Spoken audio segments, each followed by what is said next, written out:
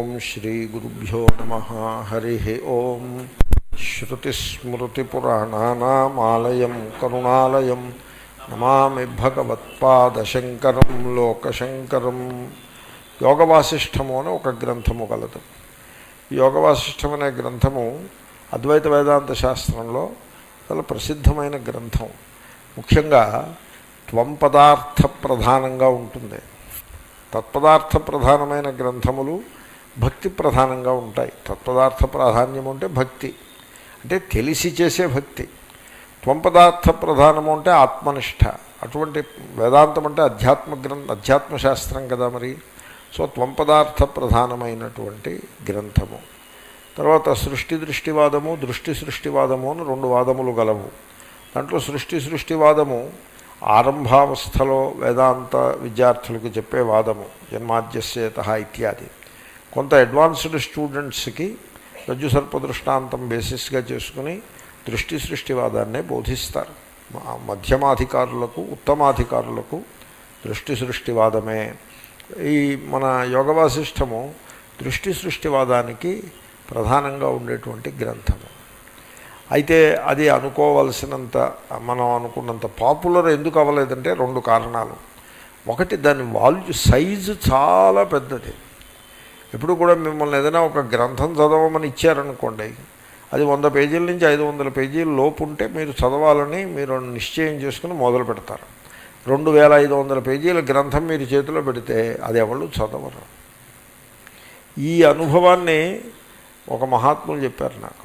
స్వామి విద్యాత్మానంద గారిని ఒక ఆయన ఉన్నారు. ఆయన అన్నారు నాతోటి, ఇంత పెద్ద పుస్తకాన్ని చేతిలో పెట్టి చదవయా అని ఇస్తే వాడు చదవడు దాన్ని. ఎందుకంటే వాడు కమిట్మెంట్ చేయలేకపోతాడు. 2500 పేజీలు మనం ఎక్కడ చదువుతాం, చదవలేమేమో అనే డౌట్ వచ్చేసి అది ముందే మొదలు పెట్టడమే మానేస్తాడు. మొదలుపెట్టినా ఒకవేళ 10 పేజీలు చదివి ఇప్పుడు ఇది అయ్యేది ఎలాగా కదలే చూద్దాంలేని ఎక్కడో దాచిపెడతాడు.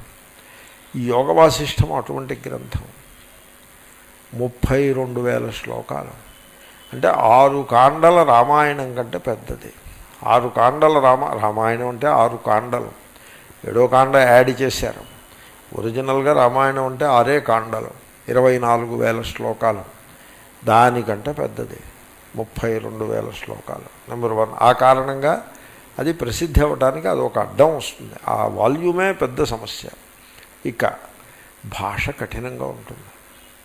సంస్కృత సాహిత్యంలో దిట్టయైన వాడు కూడా ఆ వ్యాఖ్యాన సహాయం లేకపోతే దాన్ని నిర్వహించడం కష్టం.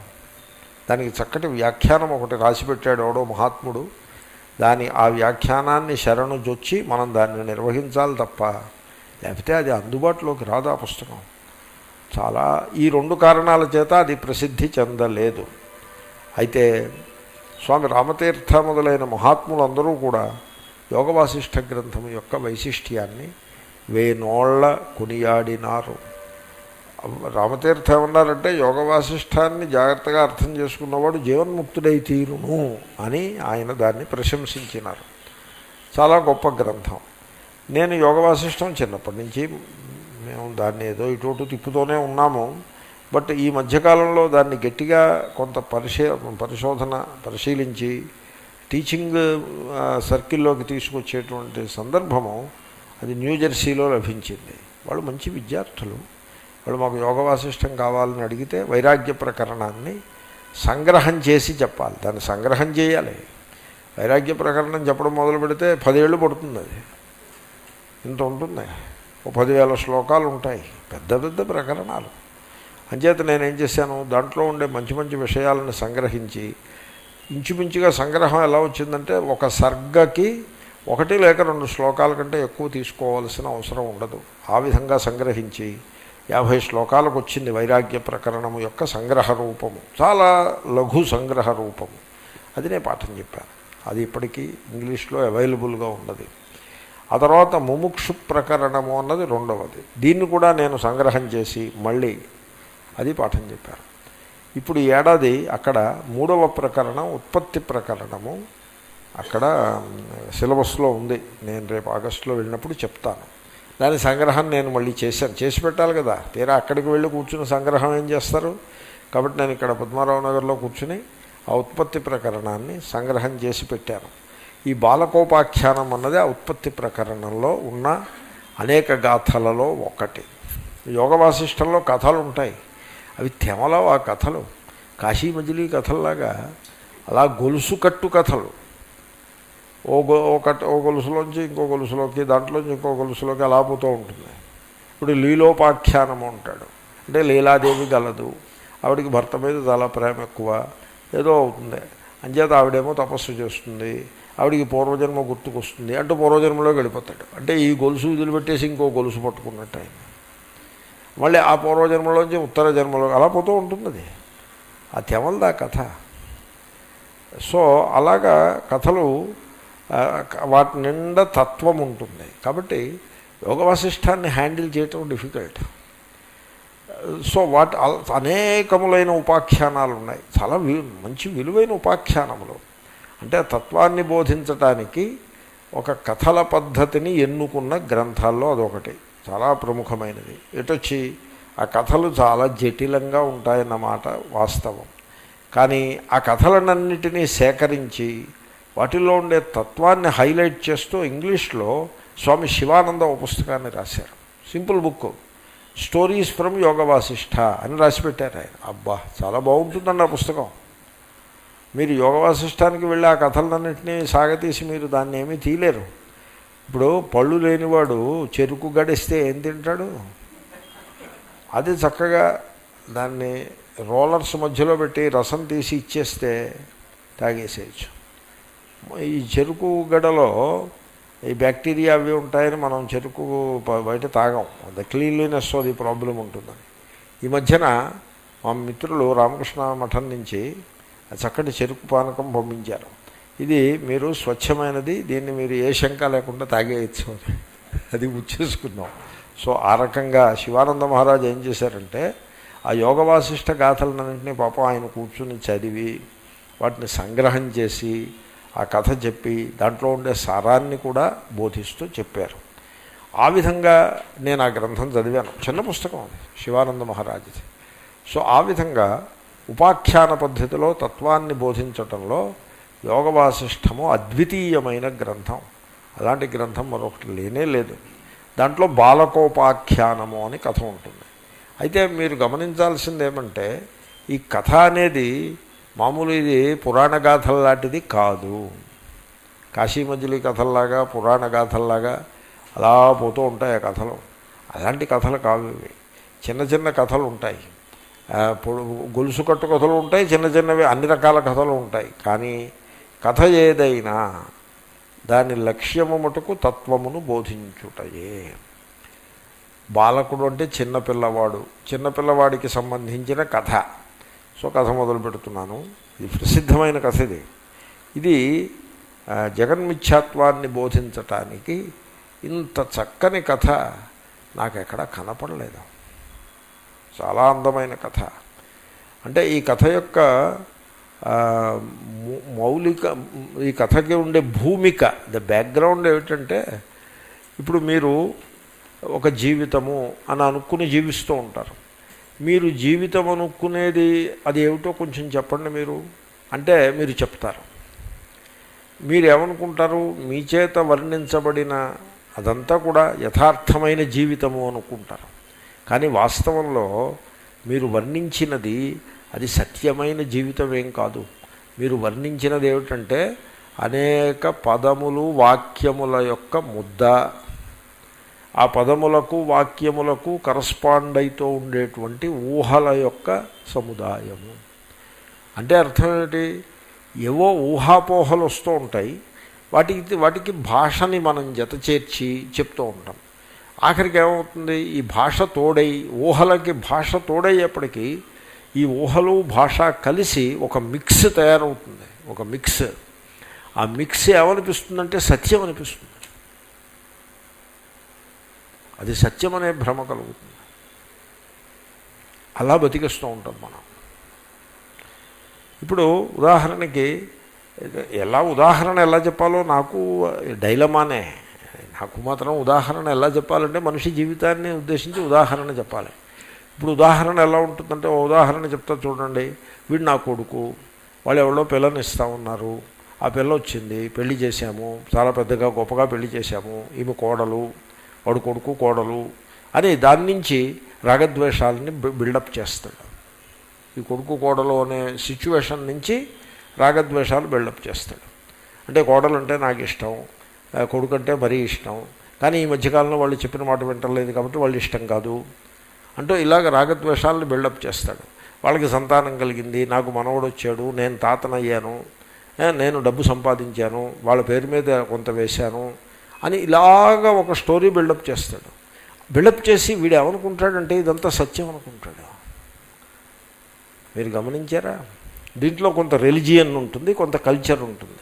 మన కల్చర్లో కొడుకు చెప్పిన మాట వినాలి, కోడలు చక్కగా మామగారి ముందు వినయంగా ఇలా తలక మీద కప్పుకుని ఉండాలి.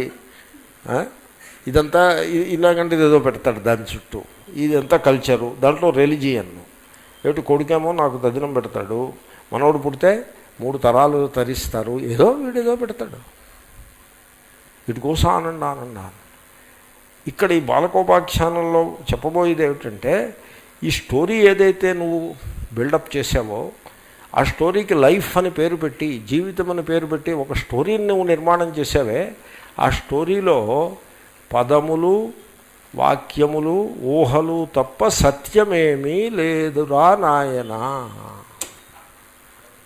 అది బాలకోపాఖ్యానము యొక్క సారము. అంటే మరి ఏమిటండి సత్యం లేదంటున్నారు? మరి మేము ఆ స్టోరీయే కదా మేము జీవిస్తున్నాము అంటే, అబ్బా నువ్వు సత్యాన్ని జీవించట్లేదు, నీవు ఊహలను కలలను జీవిస్తూ ఉన్నావు. కాబట్టి నువ్వు దేనినైతే జీవితము అంటూ బిల్డప్ చేసుకుంటూ వస్తున్నావో ఆ కథ, నీ జీవన గాథ, ప్రతివాడికి ఓ బయోగ్రఫీ ఉంటుంది. నీ జీవన గాథ ఈ బాలకోపాఖ్యానము కంటే పెద్ద తేడా ఉన్నదేమీ కాదు.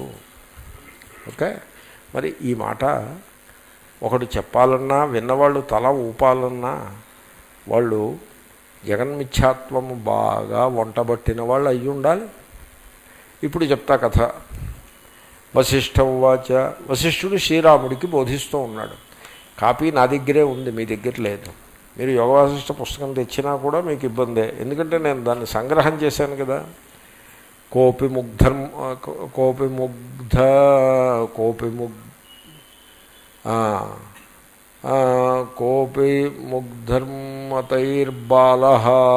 కోపి ముగ్ధమతిర్బాలః,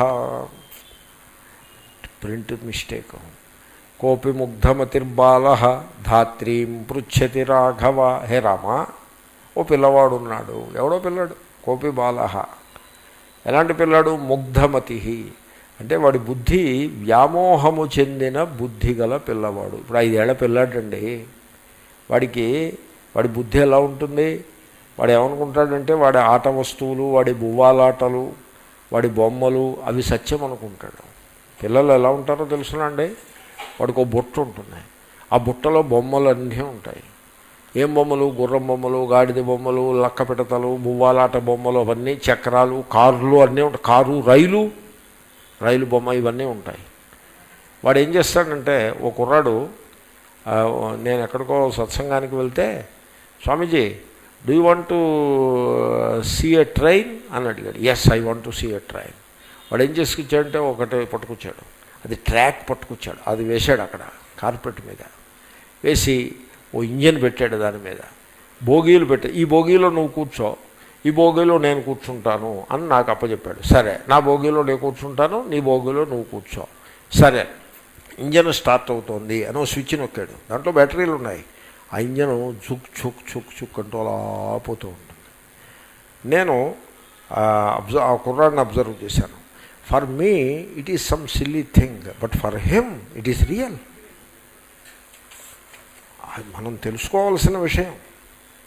అది వాడికి అది కథ ఏం కాదు. వాడు అమ్మ దగ్గరికి వెళ్ళి ఏం చెప్తున్నాడు, నేను స్వామీజీని భోగిలో కూర్చోబెట్టి తీసుకెళ్ళాను అని చెప్పాడు. It is all real for him. అంచేతనే ముగ్ధమతి. ముగ్ధ అంటే మోహమును పొందిన మతి, అంటే అదంతా సత్యం అనేసుకుంటూ ఉంటాడు. అలాంటి పిల్లాడు, ఆ పిల్లాడు ఆయా అని అడుగుతున్నాడు. ధాత్రీం పృచ్ఛతి. ధాత్రి అంటే ఈ ధనవంతుల కుటుంబాల్లో పిల్లవాడిని పడుకోబెట్టడానికి, వాడికి ఆహారం పెట్టడానికి ఆయా అని పెట్టుకుంటారు. ఆవిడ కంటుంది, కానీ మహిళా మండలికి వెళ్ళిపోతుంది ఆవిడ. అంటే కన్న వెంటనే మహిళా మండలికి వెళ్తుందని నా అభిప్రాయం కాదు. ఏదో కొంత ఆ సందర్భాన్ని బట్టి వాడు 5-6 నెలల దాకా ఆవిడ పెంచి ఆ తర్వాత మహిళా మండలికో లేకపోతే ఉద్యోగానికో ఎక్కడో సెక్రటరీ ఉద్యోగం చేస్తూ ఉంటుంది, ఉద్యోగానికో వెళ్ళిపోతుంది. సెక్రటరీ ఉద్యోగం అంటే ఏమిటి, వాడు ఎవడో ఉంటాడు బాసు, వాడు అర్థం లేని లెటర్స్ ఏవో డిక్టేట్ చేస్తూ ఉంటాడు. అవన్నీ టైప్ చేసి కవర్లో పెట్టి పోస్ట్లో వేస్తూ ఉండాలి. అది సెక్రటరీ ఉద్యోగం.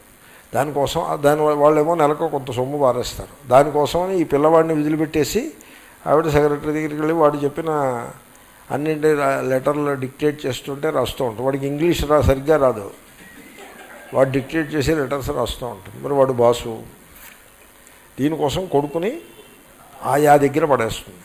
ఆ ఆయాతోటి పెరుగుతాడు వీడు. ధాత్రీం పృచ్ఛతి రాఘవ. హే రామా అని వశిష్ఠుడు చెప్తున్నాడు. ధాత్రిని అడుగుతున్నాడు ఆ పిల్లాడు. కాంచిద్ వినోదినీం వార్తాం ధాత్రి సంకథయాశుమే. ఓ ధాత్రి ఆయా, ఇంకా ఆలస్యం చేయకుండా, ఎందుకంటే ఆవిడేదో పనిలో ఉంది, ఆలస్యం చేయొద్దు, వెంటనే నాకు చక్కటి కథ చెప్పు, ఒకటి వినోదాత్మకమైన కథను చెప్పవలసినది అని కోరాడు ఆ పిల్లవాడు. అంటే కథ చెప్తే వాడు వినేసి సంతోషంగా పడుకుని నిద్రపోతాడనమాట. సా బాలస్య వినోదాయ ధాత్రీ తస్య మహామతే ఆఖ్యాయికాం కథయతి ప్రసన్న మధురాక్షరాం. మహామతే అంటే రామా, ఆ కథ అంతా ఇప్పుడు నీకు వివరించి చెప్తాను, నువ్వు జాగ్రత్తగా అర్థం చేసుకో సుమా. అదేదో కథ, ఏదో కాశీమిదిలి కథ, లేకపోతే ఈ రేడియోలో కథలు వచ్చేవి పూర్వం, వాడెవడో కథ చదువుతాడు, మనందరం వింటూ ఉన్నాం. అయితే పురాణ గాథలు అంటే గాథలే కదండి, ఏవో కథలు ఉంటాయి, ఆ కథలు వింటూ ఉన్నాం. సో అలాగంటిది అలాగ వినేవు, నీకున్న బుద్ధిని ఉపయోగించి, మహామతే నీకున్న పదునైనటువంటి బుద్ధిశక్తి ఏది కలదో దాన్నంతనే ఉపయోగించి నువ్వు జాగ్రత్తగా విని కథని అని వశిష్ఠుడు శ్రీరాముడికి చెప్తున్నాడు. ఆమె ఆ ధాత్రి ఆయా కథ చెప్పింది. ఆఖ్యాయికాం కథయతి. ఆ కథలో ఉండేటువంటి పదములు, వర్ణనలు అన్నీ కూడా చాలా ప్రసన్నంగా, అందంగా ఉంటాయి, మధురంగా, తీయగా ఉంటాయి, పిల్లవాడి మనస్సుకి ఉల్లాసం కలిగించేట్లా ఉంటాయి. అటువంటి కథ చెప్తాను. ఓకే. క్వచిత్ సంతి మహాత్మానః రాజపుత్రాస్త్రయశుభాః. ఒకప్పుడు, ఒకానొక సమయంలో, ఒకానొక దేశంలో 3 రాజపుత్రులు గలరు, రాజకుమారులు 3 గలరు. మన కథలన్నీ అలాగే ఉంటాయి. ఇప్పుడు కూడా కథ రాజకుమారుడితో మొదలు పెట్టాలి. ఒక ఊళ్ళో ఓ బిచ్చగాడు గలడు అని మొదలు పెట్టకూడదు. ఎందుకంటే పిల్లవాడికి చెప్పే కథలో కొంత ఉల్లాసం కలిగించాలి. వినోదినీం కథాం. ఓ పిల్లవాడు కలడు. ఇప్పుడు ఎవరో కథా విమర్శకుడు కథలను విమర్శిస్తూ ఉంటారు. తెలుగులో కథలను మంచి విమర్శ చేసేటువంటి రచయితలు ఉంటారు. ఆ రచయిత ఎక్కడో విమర్శ చేస్తుంటే నేను విన్నాను. ఎద్దనపూడి సులోచనారాణి అని ఒక గొప్ప కథా రచయిత్రి ఒక ఆమె ఉండేది. ఆమె రాసిన కథలన్నింటిలో చాలా ఉదాత్తమైనటువంటి సీన్స్ ఉంటాయి. అంటే ఏమిటి, నాయకుడు పేరు మోసిన డాక్టర్ అయి ఉంటాడు, డాక్టర్ చక్రవర్తి. ఏమండి, ఆయన భార్య చాలా ధనవంతుల కుటుంబం నుంచి వచ్చిన రాజకుమారి వంటిదై ఉంటుంది. వాళ్ళు ఒక ప్యాలెస్లో నివాసం చేస్తూ ఉంటారు. వాళ్ళకు ఉండేటువంటి టేస్ట్లన్నీ కూడా చాలా హై క్లాస్ టేస్ట్లు ఉంటాయి. అంటే వీణ మీద వాయించడమని, కారులో ప్రయాణం చేయడమని, అప్పుడప్పుడు బర్త్డే పార్టీకి ఊళ్ళో ఉండేటువంటి పెద్దలందరినీ పిలవడమని. సో ఆవిడ యొక్క కథ నడిచేటువంటి ఆ నేపథ్యం అంతా కూడా అది మిడిల్ క్లాస్, లోవర్ క్లాస్కి అందుబాటులో ఉండదు. ఆ నేపథ్యం అంతా కూడా హై క్లాస్ నేపథ్యంలో ఆమె కథని నడిపిస్తూ ఉంటుంది. అక్కడ ఉండే ఇమోషన్స్, అక్కడ ఉండే సుఖాలు దుఃఖాలని వర్ణిస్తూ ఆమె నడిపిస్తుంది అని ఒక కథా విమర్శకుడు వ్యాఖ్యానం చేశాడు. కాబట్టి కథ అలా ఉండాలి. రాచకొండ విశ్వనాథ శాస్త్రి అని ఒక కథా రచయిత ఉన్నాడు. ఆయన కథ ఎలా మొదలవుతుందో తెలిసిన, ఓ ఊరి బయట ఒక గుడిసె గలదు అని మొదలవుతుంది. ఆ గుడిసెలో ఒక అమ్మాయి, ఒక మధ్య వయస్కురాలు, ఆ పొయ్యి వెలిగించడానికి ప్రయత్నం చేస్తోంది. కట్టెలు తడిసిపోయి ఉన్నాయి, వెలగటం లేదు. ఆ పిల్లవాడు ఏడుస్తూ ఉన్నాడో మూల, భర్త ఏమో కూలి పనికి వెళ్ళాడు ఇంకా రాలేదు అని మొదలవును. రాచకొండ విశ్వనాథ శాస్త్రి కథలు అలా మొదలవుతాయి. ఊరికే మీకు కథలు చెప్పి పద్ధతి కూడా అంటే జీవితం, మానవ జీవితములన్నీ కూడా మిథ్యారూపములు. కథ ఇదైనా అదైనా ఒకటే, ఏ కథ అయినా ఒకటే. But that is not the point. ఆ వినోదమును కలిగించే కథ చెప్తోంది. రాజపుత్రులు 3 గలరు, ధార్మికా, ధర్మనిష్ఠులు, శౌర్యముదితా. రాజకుమారులు అంటే పరాక్రమం ఉండాలి, అయితే రాజకుమారుడు ఏమిటి? పైగా వాళ్ళ ఆనందంతో ఉల్లాసంగా జీవిస్తున్నారు. అత్యంతాసతి పత్తనే, వాళ్ళు ఉన్న నగరం పేరేమిటో తెలుసిన? అత్యంతాసత్ అనే నగరంలో జీవిస్తున్నారు. అత్యంతాసతి పత్తనే, ఆ నగరం పేరు అత్యంతము, అత్యంతాసత్ అని. అత్యంతాసత్ అంటే అర్థమైందండి. అసత్ అంటే ఏమీ లేనిది, అసలే లేనిది అనే నగరంలో జీవిస్తూ ఉన్నారు ఈ రాజకుమారులు 3. ద్వౌ న జాతౌ తథైకస్తు గర్భ ఏవ హి న స్థితః. ఈ రాజకుమారులు 3లో 2 ఎప్పుడూ పుట్టినవారు కాదు, వాళ్ళు పుట్టలేదు. ఒకడు అసలు గర్భంలో ప్రవేశించనే లేదు, ఇంకొకడు. ఆ పిల్లవాడు జాగ్రత్తగా వింటున్నాడు. ఆ పిల్లవాడి మనస్సులో ఒక స్ట్రక్చర్ అప్పుడే నిర్మాణం అవుతోంది. ఏమిటా స్ట్రక్చరు? ఓ నగరము, 3 రాజకుమారులు, వాళ్ళు చాలా స్పెషల్ రాజకుమారులు అండి. ఎంత స్పెషల్ అంటే 2 అసలు పుట్టలేదు, ఒకడు తల్లి గర్భంలో ఎప్పుడూ ప్రవేశించలేదు. ఏదో as if they are 2 different things. Okay, ఆ పిల్లవాడికి ఏముందండి, పిల్లవాడు ఇదే అదే ఒకటే కదా అని వాడు అడగడు. ధాత్రి అలా అడిగితే మరి పిల్లవాడు ముగ్ధపతి ఎందుకు అవుతాడు? ఆ 3 రాజకుమారులను అథాప్యుత్తమలాభార్థమేకదాతే శుభాశ్రయ. వాళ్ళకి అన్నీ ఉన్నాయి, రాజకుమారులు కదా.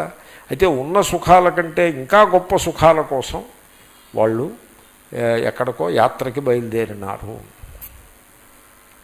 ఆండ్రూ కార్నెగీ అని ఒక కోటీశ్వరుడు, ఎప్పుడైనా విన్నారా మీరు? కార్నెగీ మెలన్ యూనివర్సిటీ అని పిట్స్బర్గ్లో ఉన్నది. ఆండ్రూ, అతని జీవిత చరిత్ర కొద్దిగా చదివాను నేను. ఆండ్రూ కార్నెగీ అనే ఆయన విధులుపెట్టిన ధనంతో ఆ యూనివర్సిటీ నిర్మాణం చేశారు. అంటే ఎంత డబ్బు విధులుపెట్టి ఉంటాడో ఆయన. బిలియనైర్, ఒక కోటికి ఈశ్వరుడు కాదు, అనేక కోట్లకి ఈశ్వరుడు. ఆయన ఇంకొక 2 రోజుల్లో చచ్చిపోతాడనగా సెక్రటరీ తోటి ఏదో డిక్టేట్ చేస్తున్నాడు, ఏదో బిజినెస్ ప్రపోజల్స్ అవి డిక్టేట్ చేస్తున్నాడు. అప్పుడు సెక్రటరీ అంటుంది, you own a billion, are you not satisfied? ఆదివారం కూడా నన్ను ఇంటి దగ్గర నుంచి లాక్కొచ్చి నువ్వేమో నాకు వర్క్ అప్పచెప్తున్నావు కదా, you are on the death bed, నీకు బిలియన్ ఉందాయా? నీకున్న సంపద $1 బిలియన్ ఉంది. బిలియన్ అంటే 100 కోట్లు అని అర్థం. ఆర్ యూ నాట్ సాటిస్ఫైడ్ అని అడుగుతుంది. అడిగితే ఆయన అంటాడు, I'm not satisfied, I want 10 billion అంటాడు. I'm planning for 10 billion. కాదు నువ్వు చచ్చిపోతావా అంటే, చచ్చిపోయే లోపల 10 బిలియన్ తయారైపోతే అప్పుడు చచ్చిపోతాను, దట్ ఈజ్ బెటర్ అని he starts a new business proposal. With in 2 days he dice. అప్పుడు దాని మీద మీమాంస ఎలా చేశారంటే, అతని దగ్గర ఉన్న బిలియన్ ఉంది చూసారా, it is not worth at all. దానికి ఏ విలువ లేదు. ఎందుకో తెలుసిన, అతనికి ఉన్నది కనపడదు, ఆ డెఫిసిటే కనపడుతుంది. అతనికి 10 బిలియన్లు కావాలి అంటే ఇప్పుడు డెఫిసిట్ ఎంత ఉంది? 9 బిలియన్ల డెఫిసిట్ కనపడుతుంది తప్పితే 1 బిలియన్ అసెట్ కనపడదు. అతను he cannot see the asset. ఎందుకని? ఆ గ్రీడ్ అటువంటిది. ఎప్పుడైతే గ్రీడ్లో పెట్టుకుంటాడో ఆ 9 బిలియన్ల డెఫిసిటే కనపడుతుంది. అనదర్ 2 days తర్వాత హీ డైడ్. అతను చచ్చిపోతే ఆ వారసులలో ఏవో దెబ్బలాట్లు ఏమొచ్చాయి. యూనివర్సిటీ ఒకటి పెట్టారు ఆ ధనంతో, కార్నెగీ మెల్లన్ యూనివర్సిటీ. కాబట్టి ఈ రాజకుమారులు ముగ్గురు తమకున్నటువంటి సంతోషం, ఉన్నటువంటి సంపద కానీ సుఖాలు కానీ వాళ్ళకి చాలలేదు. వాళ్ళు ఇంకా ఎక్కువ సంపదలను సుఖాలను పొందుట కొరకై వాళ్ళు ఒక ప్రాజెక్ట్, ఒక ఎక్స్పెడిషన్, పయనీరింగ్ ఎక్స్పెడిషన్ ఒకటి మొదలుపెట్టినారు. స్వకీయాశూన్యనగరా నిర్గత విమలాశయా, స్వచ్ఛమైన హృదయము గలవారు అంటే వాళ్ళ హృదయంలో మీనింగ్ఫుల్ ప్లాన్స్ ఏమీ లేవు. వాళ్ళు ఉన్న నగరం ఏమ నగరం? అది శూన్య నగరము. అత్యంత ఆసక్తి కదా, మరి అత్యంత అసత్తులో కూడా 50-50 అనే వెరైటీ ఉంటుందేమోనని అత్యంతాభావం. ఇప్పుడు అభావాల్లో అత్యంతాభావము అని తార్కికులు ఒకటి ఉంది. అభావము ఉన్నా అసత్తు ఉన్నా ఒకటే. ఆ శూన్య నగరం, తమదైన శూన్య నగరం, వాళ్ళు శూన్య నగరానికి అధిపతులు. ఆ శూన్య నగరం నుంచి బయలుదేరారు వాళ్ళు. గచ్చంతో గగనే వృక్షాన్ దదృశు ఫలశాలిన, ఆకాశ మార్గంలో వెళ్ళిపోతున్నారు. ఆకాశ మార్గంలో వెళ్తున్నారంటే ఆకాశంలో మార్గం ఏమి ఉండదండి బాబు, ఇది పురాణం కాదు సుమండి. ఆకాశ మార్గంలో వెళ్ళిపోతున్నారు. వెళ్ళిపోతుంటే దారికి ఇటు అటు కూడా చెట్లు, వృక్షములు. ఆ వృక్షముల నిండా పళ్ళు నిండా ఉన్నాయి. కావాల్సి వస్తే ఆ పళ్ళు కోసేసుకుని తినేసేయచ్చు ఆకలి వేసినప్పుడల్లా. అలా వెళ్ళిపోతున్నారు. తేషు విశ్రమ్య విశ్రమ్య, అలసట వచ్చినప్పుడల్లా, ఆకాశ మార్గంలో వెళ్తూ అలసట వచ్చినప్పుడల్లా ఆ మార్గానికి ఇరువైపులా ఉండేటువంటి చెట్ల క్రింద నీడలో విశ్రాంతి తీసుకుంటూ భుక్త్వా స్వాదు చ తత్ఫలం, ఆ ఆకాశ వృక్షముల యొక్క తీయని ఫలమును భుజిస్తూ వాళ్ళు వెళ్ళిపోతున్నారు. ఆ పిల్లవాడు శ్రద్ధగా వినేస్తున్నాడు. యయుస్సుఖం, సుఖంగా వెళ్ళారు. విలాసేన తేత్రయో రాజసూనవ, ఆ రాజకుమారులు ముగ్గురు కూడా చాలా సుఖంగా, విలాసగా, హ్యాపీగా, luxurious journey they are undertaking. సరిత్రతయమాసేదు తతఃకల్లోలమాలితం, ఈ లోపల వాళ్ళకి ఇంకా స్నానం చేయాలంటే కూడా నీళ్లు త్రాగాలి, స్నానం చేయాలి. 3 సరస్సులు వాళ్ళకి తారసిల్లినవి. ఒకటి కాదు, 3 సరస్సులు వచ్చాయి. సరస్సులు ఎలా ఉన్నాయో తెలుసునండి, తరంగములతోటి ఎగిసి పడుతున్న సరస్సులు 3 వాళ్ళు కనుగొన్నారు. తత్రైకా పరిశుష్కైవ మనాగప్యంబునద్వయో, 3 ఒకలా లేవు. వాటిల్లో ఒక సరస్సు ఒకలా ఉన్నది, మిగతా 2 సరస్సులు మరోలా ఉన్నాయి. ఇంతకుముందు చెప్పాం కదా, ఇంతకుముందు ఎలా చెప్పాము, ఇద్దరు రాజకుమారులు ఒక రాజకుమారులాగా ఇక్కడ కూడా 3 సరస్సులు. ఒక సరస్సులో పూర్తిగా ఎండిపోయి ఉన్నది, పరిశుష్కైవ. ఇంతకుముందు తరంగములతోటి కల్లోలంగా ఉందన్న సరస్సే పూర్తిగా ఎండిపోయి ఉన్నది. మిగతా 2 సరస్సుల్లో ఒక్క చుక్క కూడా నీరు లేదు. మనాగప్యంబు నద్వయో పరిశుష్కాభృసంయాసౌ తస్యాంతే సస్నురాదృతా. వాళ్ళు జాగ్రత్తగా 3 సరస్సులను చూసి ఒక చుక్క కూడా నీరు లేని ఆ సరస్సులు మనకు వద్దండి, ఈ మొదటి సరస్సు ఉంది చూసారా, పూర్తిగా ఎండిపోయి ఉన్న సరస్సు, ఇది మనకి చక్కగా అన్ని విధాలా తగి ఉంటుంది అని ప్రేమతోటి ఆ సరస్సులో దిగి సుఖంగా స్నానమాచరించినారు.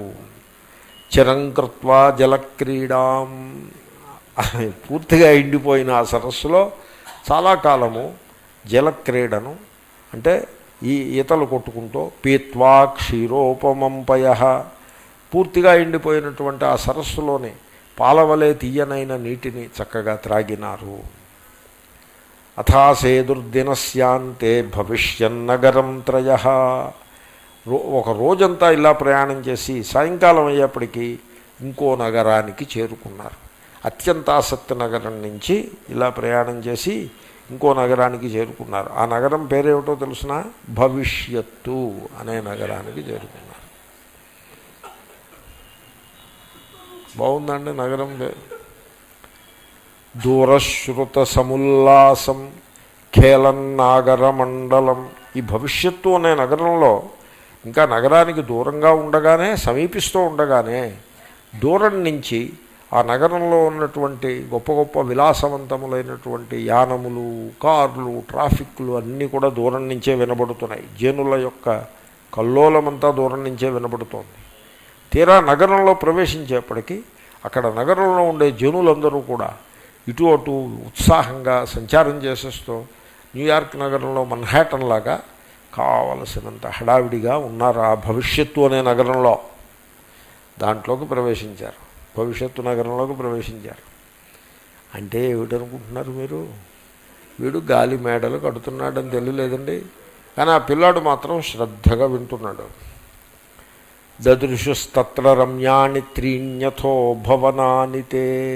ఆ భవిష్యత్తు నగరంలో 3 అత్యంత సుందరమైన భవనములను వాళ్ళు దర్శించినారు. మళ్ళీ 3 సరస్సులు, 3 రాజకుమారులు, 3 భవనములు.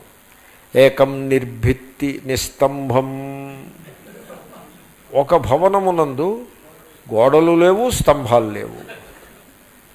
అనుత్పన్నం గృహద్వయం. ఇంకో 2 గృహములున్నాయే, అవి ఎప్పుడూ అసలు నిర్మాణమే కాలేదు. అటువంటి 3 భవనములను వాళ్ళు దర్శించినారు. ఇప్పుడు మనం ఏ భవనంలో ఉండాలి అని వాళ్ళు మళ్ళీ సెటిల్ చేసుకుని అభిత్తి మందిరం చారు ప్రవిష్టాస్తే నృపాత్మజాహ. ఎప్పుడూ అసలు నిర్మాణమే కానటువంటి మిగతా 2 భవనాలు మనకు వద్దని పక్కన పెట్టేసి ఆ రెండింటినీ వాళ్ళు త్యాగం వద్దని తిరస్కరించి స్తంభములు గోడలు లేనటువంటి చక్కటి సుందరమైన మందిరంలో చారు అంటే సుందరం, చారు అంటే అన్నంలో పోసుకునే చారు అనుకున్నారు. సో చారు తులసి దళధామ అని ఉంది. ఇది ఏమిటా పద్యం? ఏమిటిది?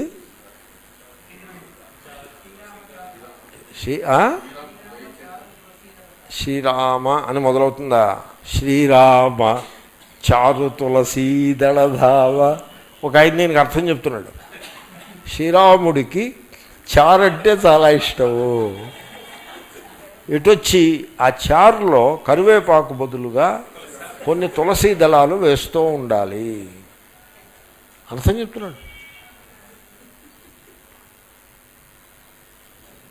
What a misfortune.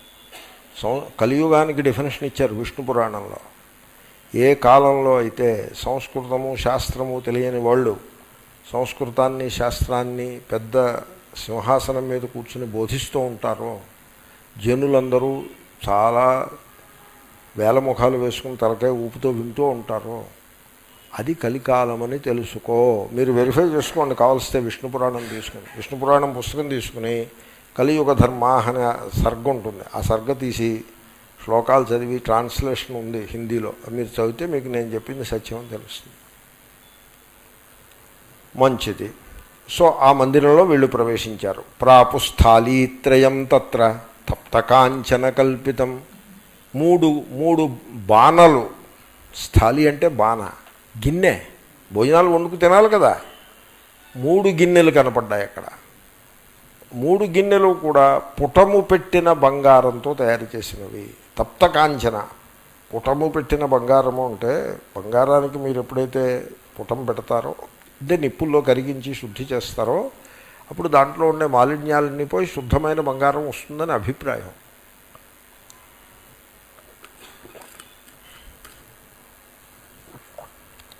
మూడు బాణలు కనబడ్డాయి ఆ ప్రాసాదంలో వీళ్ళకి. 3 కూడా పుటము పెట్టిన బంగారంతో తయారు చేయబడ్డాయి.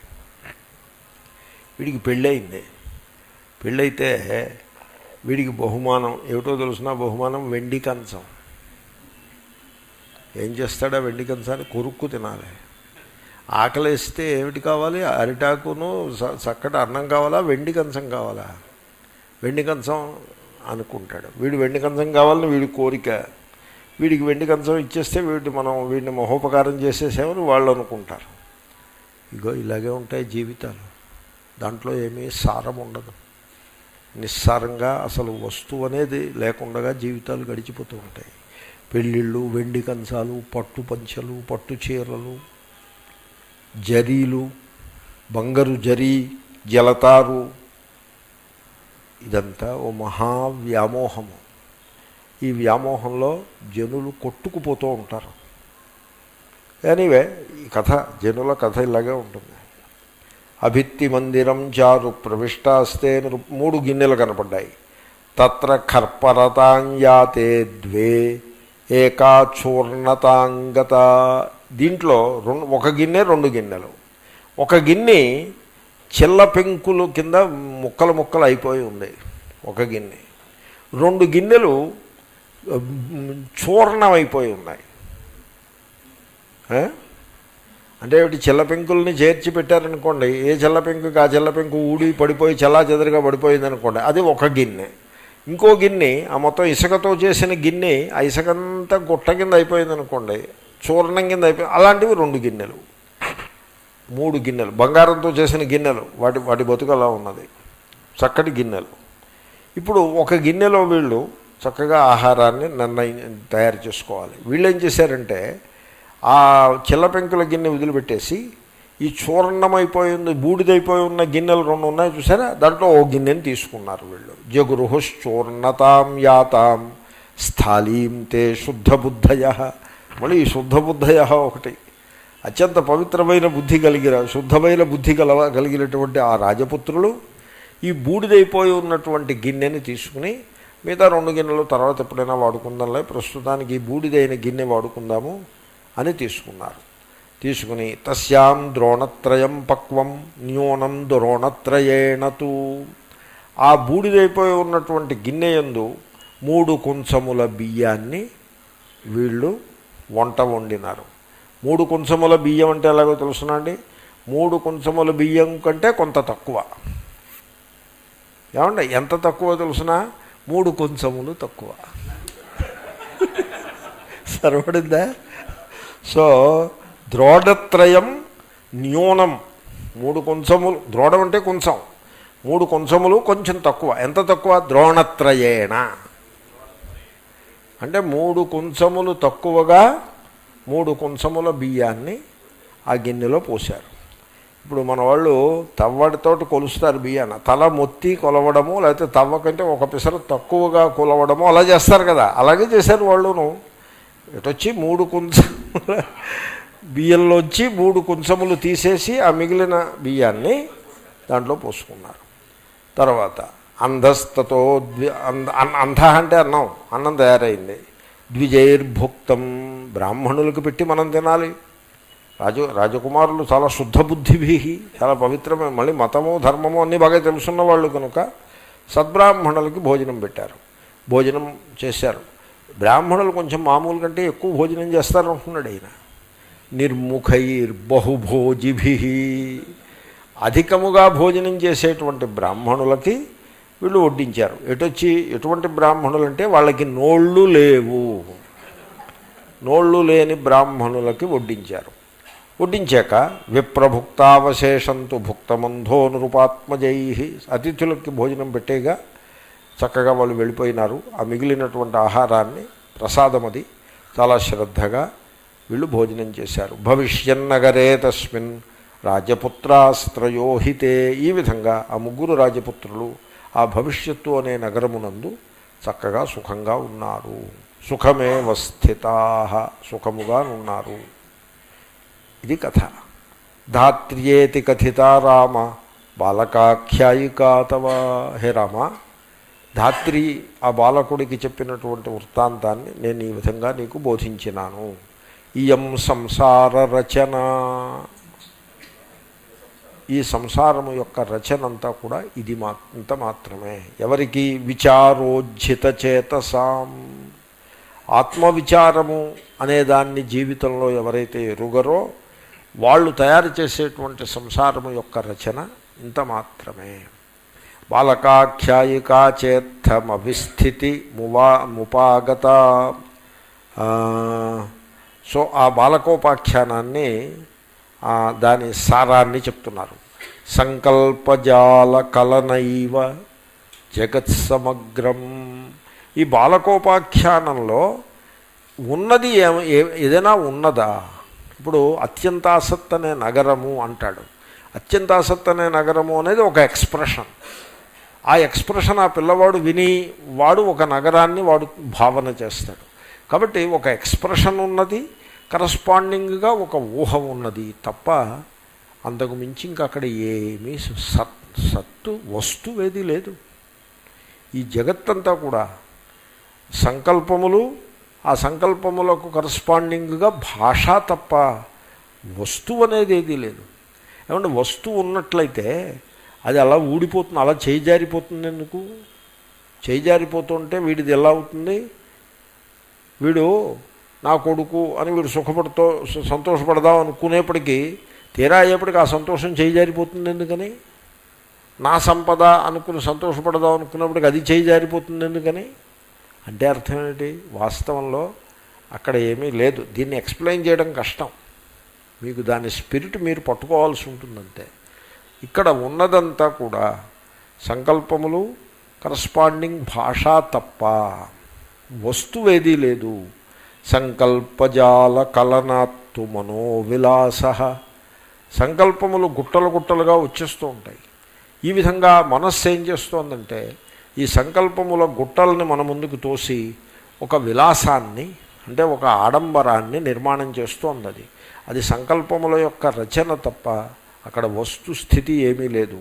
సంకల్పమాత్రమలముత్సృజ నిర్వికల్పమాశ్రిత్య. ఈ సంకల్పములే మాలిన్యము. ఈ సంకల్పములను అలాగ గుట్టలు గుట్టలుగా మీరు పేర్చుకుంటూ పోతే మీ జీవితం అంతా కూడా ఖర్చు అయిపోతుంది. ఆ ఖర్చు అయిపోయేప్పటికి తెలుస్తుంది. బాల్యం అయిపోయేప్పటికీ బాల్యంలో వచ్చిన సంకల్పాలు, ఊహలు, భాష అంతా కూడా సున్నా అని యవ్వనంలోకి వచ్చాక తెలుస్తుంది. యవ్వనం పూర్తయ్యేప్పటికీ యవ్వనంలో వీడు పేర్చుకున్నటువంటి సంకల్పముల స్ట్రక్చర్ అంతా కూడా హుళక్కి అని యవ్వనం పూర్తయ్యాక తెలుస్తుంది. మధ్య వయస్సులో వీడు పేర్చుకుంటాడు బంధుత్వాలు, బావమరుదులు. నాతో ఎవరిలో అన్నారు, బావమరిది పెళ్ళనో మేనల్లుడు పెళ్ళనో అన్నారు. అంటే మేనల్లుడు పెళ్ళికి మీరు ఎందుకండి, మీకు ఏమైనా పిచ్చాయేమన్నానా? పెళ్ళికి కన్యాదాత వెళ్ళడం అవసరం. పెళ్ళి కొడుకు తండ్రి వెళ్ళకపోయినా కూడా హ్యాపీగా అయిపోతుంది పెళ్ళి. పెళ్ళి కొడుకు తండ్రి వెళ్ళకపోతే పెళ్ళి ఆగిపోతుందని మీరు అనుకుంటున్నారా? పోనీ పెళ్ళి అవ్వడం ఆగిపోకూడదు, అయిపోవాలి. అయ్యో వీడు రాలేదని వాళ్ళు దుఃఖిస్తారని మీరు అనుకుంటున్నారా? మీరు అనుకుంటే మీరు పప్పులో కాలు వేసారని అర్థం. వాళ్ళు ఏం దుఃఖించరు. వాళ్ళు బాజాలు, భజంత్రీలు, హడావిడిలో భోజనాలు, లడ్డూలు, వడ్డనలు, నెయ్యి, పప్పు, కూర ఆ హడావిడిలో ఉంటారు. వీడు రాలేదని దుఃఖించేంత టైం ఎవడుకున్నది? ఎవడో వెళ్ళి బలవత్కారంగా గుర్తు చేయాలి. ఏమండి మరి వాడు తండ్రి రాలేదు కదా అంటే అయ్యో పాపం ఒకసారి అనేసుకుని మళ్ళీ పెళ్ళి హడావిడిలో పడిపోతారు. ఇదంతా కూడా మహామోహము, మహామాయా విశ్వం భ్రమయసి పరబ్రహ్మ మహిషి అని ఎక్కడో శ్లోకం ఉన్నది. కాబట్టి నువ్వేం చేస్తావంటే సంకల్పమే మాలిన్యము అని తెలుసుకో. అది సత్యమేమీ లేదు దాంట్లో. కాబట్టి ఈ అసత్య సంకల్పముల యొక్క ప్రవాహాన్ని విడిచిపెట్టేసి విల్లు రాస్తాడు వీడు. ఆ విల్లులో ఉన్న ఒక్క మాట సత్యవస్తువుకి సంబంధించింది ఉండదు. అంతా వీడు ఊహా ప్రపంచంలో ఉంటాడు. కాబట్టి నీవు నిర్వికల్పమాశ్రిత్య ఈ పిచ్చి పిచ్చి ఆలోచనలన్నీ కట్టిపెట్టి నిశ్చయమవాప్ను హి రామశాంతిం. హే రామ, నిర్వికల్ప స్థితిలో ఉండు, సంకల్పరహిత స్థితిలో ఉండు. అప్పుడు నీకు శాంతి లభిస్తుంది. ఆ శాంతిని నీవు పొందుము అని చెప్తాడు. ఏమవుతుందంటే మన జీవితాల్లో మనము ఆ సంకల్పాల నుండి అది రూపము, దానికి ఓ నామం ఉంటుంది. ఆ సంకల్పాల నుండి, ఆ నామాల నుండి ఒక భ్రమలతో నిండిన ఒక స్ట్రక్చర్ని మనం నిర్మాణం చేస్తాం. డైమండ్ రింగ్, కెంపు ఉంగరం పెట్టేసుకుంటే మనకి అన్నీ కలిసి వస్తాయి అని వీడు కెంపు ఉంగరం కొని పెట్టుకుంటే ఎప్పటి నుంచో ఓ మొండి బాకీ ఎవడో ఇస్తాడో ఇవ్వడో అనుకున్న బాకీ వాడు తీసుకొచ్చి వాడికి చేతికి డబ్బు ఉందో అది వీడికి ఇస్తాడు. అది వీడికి రావాల్సిన బాకీ అది ఈ కెంపు రింగు మూలంగా వచ్చిందంటాడు. ఇవన్నీ కోయిన్సిడెన్సెస్ ఉంటాయి. కోయిన్సిడెన్స్ అంతనికి దానికి ఏదో వ్యాఖ్యానం చేసుకుంటూ ఇదంతా సత్యం అనుకుంటూ మళ్ళీ ఈ లోపల ఏదో దుఃఖం వస్తే అప్పుడు అదిగో నాకు దుఃఖం వచ్చేసింది, ఇప్పుడు కెంపు కాదు ఇప్పుడు ఇంకేదో పచ్చ పెట్టుకోవాలి అని మళ్ళీ ఇంకోవైపు పరుగులు తీస్తూ మనుష్యులు ఈ విధంగా తత్వము అసలే లేని కాల్పనిక ప్రపంచంలో జీవితాన్ని వెళ్ళబుచ్చుతో అసలైన శాంతి ఎరుగక ఎప్పుడూ దుఃఖంతో పరితపిస్తూ ఉంటారు. జనులకు యథార్థమైన ఆనందము వాళ్ళు ఎరుగరు. వాళ్ళు సుఖమనుకునేది ఒక దుఃఖానికి మరో దుఃఖానికి మధ్యలో ఉండేటువంటి గ్యాప్ తప్ప మరొకటేమీ కాదు. ఇప్పుడు ఉదాహరణకి వరల్డ్ వార్ 1 పూర్తయింది, మొదటి ప్రపంచ మహాయుద్ధం పూర్తయింది. రెండవ ప్రపంచ మహాయుద్ధం ఇంకా బిగిన్ కాలేదు. మధ్యలో ఉన్న పీరియడ్ని ఏమంటారో తెలిసిన కోల్డ్ వార్ అంటారు. అంటే మొదటి ప్రపంచ మహాయుద్ధం హాట్ వారు, రెండో ప్రపంచ మహాయుద్ధం బిగిన్ అయ్యాక అది కూడా హాట్ వారే, మధ్యలో కోల్డ్ వార్ ఉంటుంది. కోల్డ్ వార్లో ఏమవుతుంది అనుకుంటున్నారు? సోల్జర్స్ అందరూ ప్రాక్టీస్ చేస్తూ ఉంటారు, కత్తులు నూరబడుతూ ఉంటాయి, తుపాకీలని ఆయిలో వేసి సాఫ్ చేసుకుంటూ ఉంటారు, మారణాయుధాలని కొత్తగా అధికాధికంగా ప్రొడ్యూస్ చేసుకుంటూ ఉంటారు.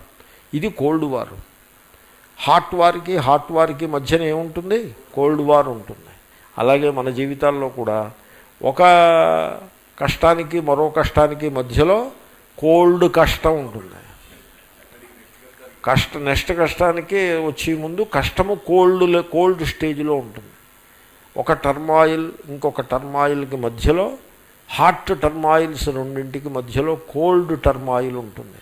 అది సుఖమని జనులు బతుకుతూ ఉంటారు. యథార్థమైన ఆనంద స్వరూపాన్ని తెలుసుకోలేకపోతారు. ఈ జగత్తు సుతరాము హుళక్కి, దీంట్లో ఏమీ వాస్తవికత లేదు అని ఈ సత్యాన్ని బోధించటానికి బాలకోపాఖ్యానము వచ్చినది. అది సత్యం. హరి ఓం తత్సత్.